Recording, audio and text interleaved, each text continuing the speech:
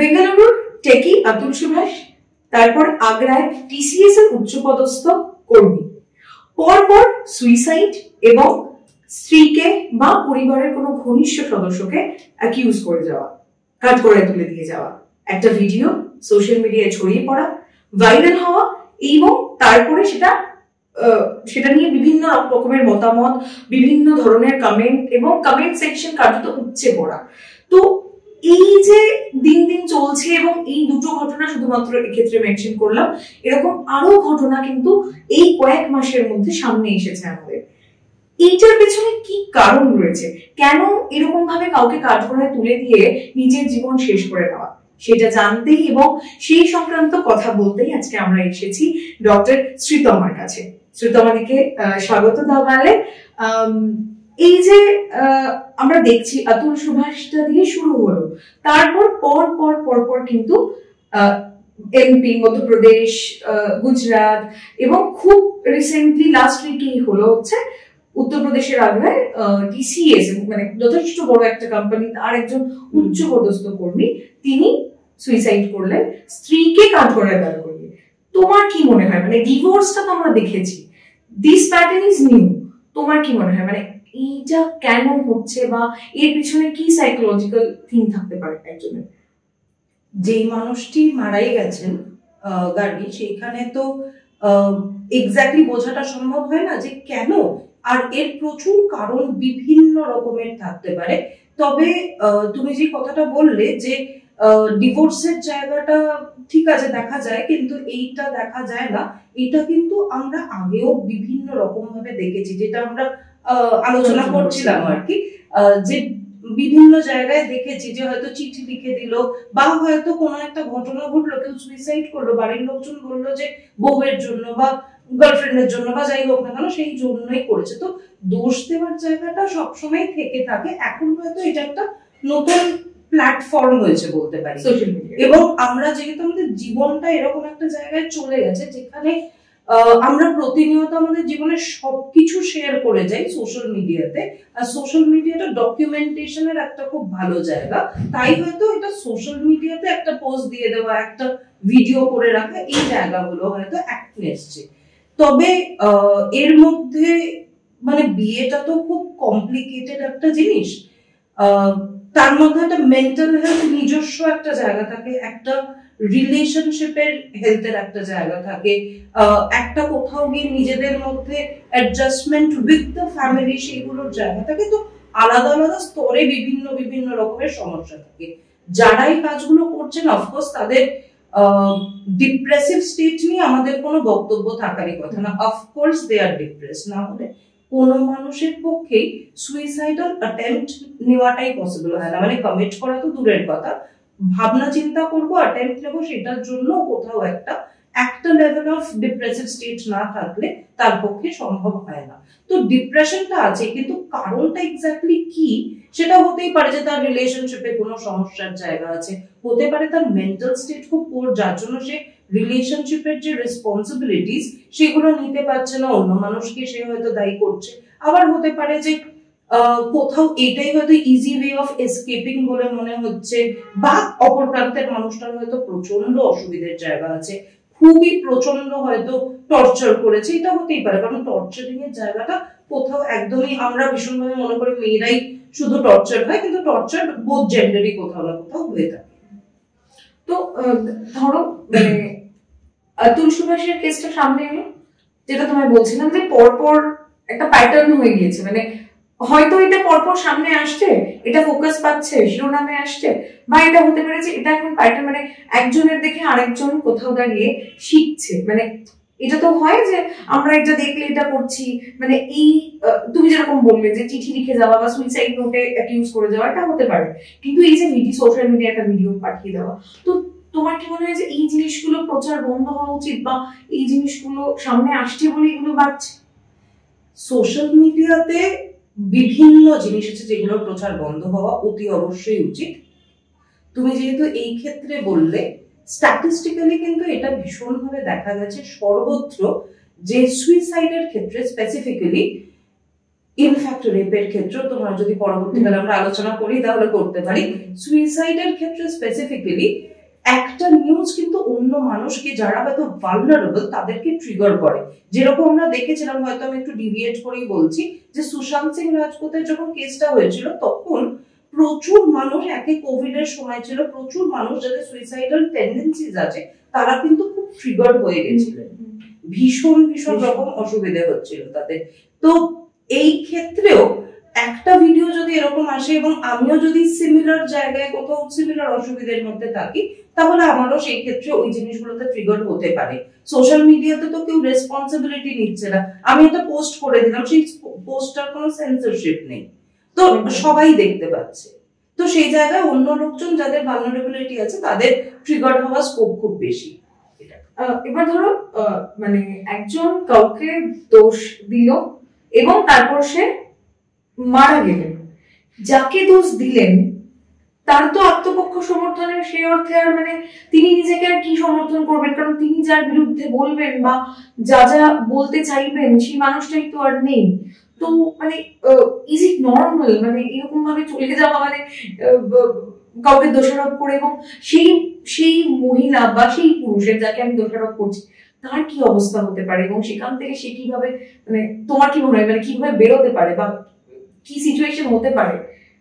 Normal তো একদমই নয়, অতি অবশ্যই আর কি নর্মাল এটা হতে পারে না। তবে নর্মাল কি নর্মাল নয় এটা না আলোচনা করে আমার মনে হয় যে, যেটা তুমি পরে বললে, যে মানুষটি যে দোষটা নিল বা যাকে দোষ দেওয়া হলো তার কি অবস্থা হলো, এবং তার ক্ষেত্রে কিন্তু খুব ট্রমাটিক একটা জায়গা। কারণ স্পেশালি যদি ম্যারিড রিলেশনশিপে হয়, আমরা অনেক সময় বাইরের লোককে বোঝাতেই পারি না যে সমস্যার জায়গাগুলো কি কি ছিল। অ্যাপারেন্টলি দেখে হয়তো মনে হয় একজন মানুষের দোষটা হয়তো দুতরফেরই, দোষটা হয়তো যে মানুষটাকে দোষারোপ করা হচ্ছে তার নয়। যার জন্য বললাম বিয়েটা খুব কমপ্লিকেটেড একটা জায়গা। তো একজন মানুষ যদি দোষ দিয়ে চলে যায় আর তার কাছে যদি কোনো প্রমাণ করার দায় না থাকে, প্রমাণ করার দায়টা হলো যে যাকে দোষ দিল আর কি, তাকে প্রমাণ করতে হবে যে না এই কথাগুলো সত্যি, কারণ তাকে তো সমাজে চলতে হবে। এক্স্যাক্টলি, সে কি করে করবে? So it is an extremely traumatic event. মানে যেই মানুষটি চলে গেলেন তার প্রচুর ডিপ্রেশনের জায়গা থেকে সে ডিসাইড করলেন চলে যাবে। এবার যেই মানুষটা রয়ে গেল তাকে দোষ দেওয়া হলো। আমি যদি এটাও মনে করি যে সে খুবই দজ্জাল একজন আর কি পার্টনার ছিল, তাতেও কিন্তু তার ক্ষেত্রে এটা খুব ট্রমাটিক, কারণ সে সবার সামনে একটা কাঠগড়ায় দাঁড়িয়ে গেছে, হয়তো লিগালি না হলেও আমি কোথাও গিয়ে সোশ্যালি ভীষণ ভাবে, মানে এই আতুল সুভাষের ক্ষেত্রে দেখো যে তার স্ত্রী তাকে পুরো মানে তার নামে এফআইআর হলো এবং তাকে কিন্তু তড়িঘড়ি তার পরিবারকে, মানে শুধুমাত্র তিনি নয় তার পরিবারও যুক্ত এবং বাচ্চাটিও, কি বাচ্চাটার সঙ্গে আমি পরে আসছি তোমার কাছে, যে মানে পুরোটাই কিন্তু এরকম হলো যে সে পালাতে থাকলো, মানে তার কাছে আর কোনো অপশন নেই, তাকে এবার পুলিশ ধরতে থাকলো এবং আলটিমেটলি তাকে কিন্তু জেলে নিয়ে গেল। এবার মানে এই সিচুয়েশনটায় কি সবসময় কি মানে মনোবিদদের কাছে আগে যাওয়া উচিত, বা নিজের একটা জায়গা তৈরি করে একটা স্পেস তৈরি করে সেখানে কিছুক্ষণ ভেবে কারোর সঙ্গে কনসাল্ট করে তারপরে এগোনো উচিত, মানে বাকি যা যা আইন কানুনের কাজ থাকবে? দেখো, কোথাও this is an emergency, crisis situation, তাই না? তো ক্রাইসিস সিচুয়েশনে মানুষের পক্ষে সবসময় এটা ভাবা পসিবলও হয় না যে আমি এখন কি কোনো প্রফেশনাল কনসাল্ট করব। সে তার ইম্পালসিভ ডিসিশন বা যদি আর কি অ্যাটলিস্ট ইনস্ট্যান্টলি যেটা ডিসাইড করতে তার মনে হচ্ছে সে সেটা ডিসাইড করে ফেলে। তবে অফকোর্স আমরা সেই সময় পরামর্শ নিই, বাড়ির বড়দের পরামর্শ নিই, পরিচিত যদি কোনো প্রফেশনাল কেউ থাকে তাদেরও পরামর্শ অনেক সময় নিয়ে থাকি। তো নেওয়াটা ভালো আমার মনে হয়, তাহলে হয়তো ভুলের জায়গাগুলো কম হবে। কিন্তু সবাই সবসময় সেই মেন্টাল স্টেটে থাকে না যে তারা এটা করবে। এক্ষেত্রে তোমাকে আরেকটা জিনিস জিজ্ঞেস করি, যে একটা সময় ছিল যে সময় যেটা সবসময় সামনে আসতো সেটা হচ্ছে মহিলারা সংসারের চাপ না নিতে পেরে ডিপ্রাইভড হয়ে মানে তাদের উপর অত্যাচার হয়ে তারা সামনে আসতে পারছেন না, তারা বলতে পারছেন না কাউকে, এবং তারা কিন্তু জীবনটা শেষ করে দিচ্ছেন, সেক্ষেত্রে তারা হাজবেন্ডকে বা তার ফ্যামিলিকে অ্যাকিউজ করে যাচ্ছেন। ফাইন, এখন দেখা যাচ্ছে যে পুরুষরাও কিন্তু এই জায়গাটায় এসে পড়ছে। কোথাও দাঁড়িয়ে কি তোমার মানে এটা খুবই মানে মনোবিদ হয়ে তুমি এটা বলতে পারবে, মানে বলবে কিনা আমি জানি না, কিন্তু this is quite natural question, কি তোমার কি মনে হয় যে মহিলারা, মানে তুমি হচ্ছে মহিলা তাই জিজ্ঞেস করছি, যে মহিলারা এতটা বেশি এখন ফোকাসে আসেন বা তাদের জন্য এতটা কাজ করা হচ্ছে, কোথাও দাঁড়িয়ে কি পুরুষদেরও যে মানসিক সমস্যা হতে পারে, তাদেরও যে একটা ভার বইতে হয়, এবং তারা মানে ওই সোকল ব্যাপারটা রয়েছে না যে পুরুষরা কাঁদতে পারে না, বলতে পারে না, তো এইটা কি সেরকম যে বলতে পারছে না বলে সুইসাইডাল অ্যাটেম্প্ট নিচ্ছে? মানে এটা কি পুরুষদের উচিত যে এইগুলো, মানে দুটো প্রশ্নই করছি, যে পুরুষদের কি উচিত যে এইগুলো এইসব মানে তথাকথিত কথাগুলো রয়েছে যে পুরুষরা কাঁদতে পারে না বা পুরুষরা বলতে পারে না, এগুলো ছেড়ে বেরিয়ে এসে ওনাদেরও কি উচিত যে যা ফিল করছেন সেটা বলে দেওয়া, পরিবারের সঙ্গে ডিসকাস করা এবং কনসাল্ট করা, কারণ আমাদের কাছে অপশন আছে? হ্যাঁ, অতি অবশ্যই দরকার, কারণ পুরুষদের প্রচুর সমস্যা। তার জায়গা হলো যে সমস্যা ইন দ্য সেন্স মানে মেন্টাল হেলথ ইস্যুস না, মানে সমস্যা হলো সোশ্যালি লার্নড, যে আমি এই রকম একটা রোল আমাকে প্লে করতে হবে, আমাকে স্ট্রং হয়ে থাকতে হবে, ব্রেভ হয়ে থাকতে হবে, যেগুলো আমরা ছোটবেলার থেকে বলে আসি। আর তাতে যেটা হয়ে থাকে সেটা হলো যে স্ট্যাটিস্টিক্যালি কিন্তু এরকম দেখা যায় যে পুরুষরা অনেক বেশি সুইসাইড করে মহিলাদের থেকে অনেক ক্ষেত্রে, কারণ তাদের বলার জায়গাটা থাকে না। মানে যদি আমরা এমনি নর্মালিও সার্ভে করে দেখি, দেখবো যে দুই বান্ধবী কথা বলছে, তাদের মধ্যে তারা অনেক বেশি মনের কথা খুলে বলছে, কিন্তু দুজন পুরুষ যখন তারা হয়তো অনেক বছরের বন্ধু, কিন্তু তারা হয়তো ক্রিকেট নিয়ে পলিটিক্স নিয়ে আলোচনা করছে, এই যে কোথাও মনের কথাগুলো খুলে মেলে ধরতে পারছি না, তার মানে তো এরকম নয় যে তার মনের সমস্যা হচ্ছে না। এবং taking care of their mental health is extremely essential, এটা ভীষণ ভীষণ ভাবে দরকার। এবং আমি আমার অভিজ্ঞতার থেকে, প্রফেশনাল অভিজ্ঞতার থেকে বলবো যে রিসেন্টলি কিন্তু আমি প্রচুর ছেলেদেরকে দেখছি যারা একা নিজেরা থেরাপি সেশনসে আসছে, যেটা আগে কিন্তু ছিল না। আজকে থেকে মেবি হয়তো 6 বছর 7 বছর 10 বছর আগে তো দেখাই যেত না যে কোনো ছেলে আসছে, হয়তো মানে কাপল ইন্টারঅ্যাকশনের দরকার, সেইখানেও হয়তো মহিলা শুধু একা আসছে, বললো যে আমি কনভিন্স করতে পারিনি। এই যে জায়গাটা, এটা কিন্তু আস্তে আস্তে চেঞ্জ হচ্ছে, এবং ছেলেদের ইমোট করতে পারার জায়গা এবং ইমোট করতে পারার যথেষ্ট আর কি বন্ধু বান্ধব, শুধু প্রফেশনাল হেল্পের কথা বলছি না, সবটাই খুব দরকার। কারণ আমরা মন খুলে কথাটা না বলতে পারলে সেটা ভেতরে জমে, সেটা যেই জেন্ডারেরই হোক না। একদমই একদমই। এবার যেটা তোমায় বলছিলাম যে বাচ্চাদের, মানে ধরো দুজন হাজবেন্ড ওয়াইফ, তারা হাজবেন্ড ওয়াইফ হিসেবে কিন্তু বিচ্ছেদ নিয়ে নিলেন, বা কেউ চলে গেলেন, নিজের জীবন শেষ করলেন, যিনি রইলেন, এবং তার কথা আমরা আলোচনা করলাম বাচ্চাটা। এই বাচ্চার দুটো ব্যাপার আছে, একটা হচ্ছে বাচ্চাটার কি হবে, মানে এই যে বাবা মাকে, মানে বাবা মারা গেলেন, মাকে জেলে নিয়ে যাওয়া হলো, বাচ্চাটার কিন্তু মানে কোথায় থাকবে, কি থাকবে, সেটা একটা বড় প্রশ্ন।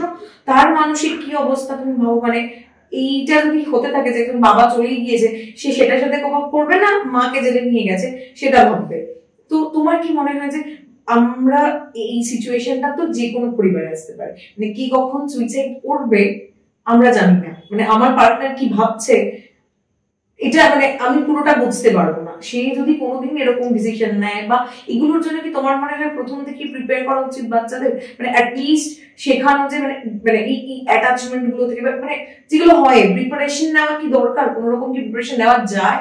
এটা তো এক্সট্রিম সিচুয়েশন, এক্সট্রিম সিচুয়েশনের প্রিপারেশন মনে হয় না বাচ্চাদেরকে এইরকম ভাবে যে কোনোদিনও কেউ একটা বাড়িতে সুইসাইড করে ফেলতে পারবে, এবং যদি করে ফেলে তাহলে পুলিশ কেস হতে পারে, এটা ওটা সমস্যা হতে পারে, এগুলো নিয়ে আমার মনে হয় না যে বাচ্চাদের ওরকম ভাবে প্রিপেয়ার করা পসিবল। এবং এটা ঠিকও নয়, মানে তাহলে তো একটা আনসার্টেনটির মধ্যে, একটা মিসট্রাস্টের মধ্যে আমরা বাচ্চাদেরকে ছোট থেকেই বড় করছি, সেটা ঠিক নয়।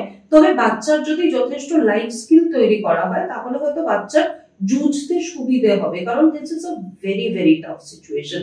মানে বিচ্ছেদের কথাটা তুমি বললে, সেইটা ইটসেলফই বাচ্চাদের জন্য তাদের অ্যাডজাস্ট করা, ম্যানেজ করা, এই জিনিসটার সাথে কোপ করাটা খুব ডিফিকাল্ট হয়ে দাঁড়ায়। তো এইরকম একটা যদি ভয়ানক ঘটনা বাড়িতে ঘটে, যেখানে হয়তো বাবা সুইসাইড করলেন বা মা সুইসাইড করলেন, তার জন্য বাবার হয়তো বা মায়ের যারই হোক না কেন তার হয়তো পুলিশ কাস্টাডি হলো, এই জায়গাগুলো ইটসেলফ ইজ ভেরি ট্রমাটিক। এবং ইমিডিয়েটলি এইরকম সিচুয়েশন যদি হয়, তাহলে কিন্তু তার মেন্টাল হেলথের একটা জায়গা নিয়ে ভাবনা চিন্তা করা উচিত, কনসালটেশনের দরকার। বাড়ির অন্য মেম্বার্স যারা আছে তারা যেন একটু প্রফেশনাল হেল্প নেয় আর কি। কারণ অনেক সময় এরকম হয় যে হয়তো ধরো এই এত লিগাল ড্রামা হয়তো হলো না, কিন্তু বাড়িতে কেউ একজন সুইসাইড করলো বা বাবা মা, এরকম তো অনেক সময় হয়ে থাকে।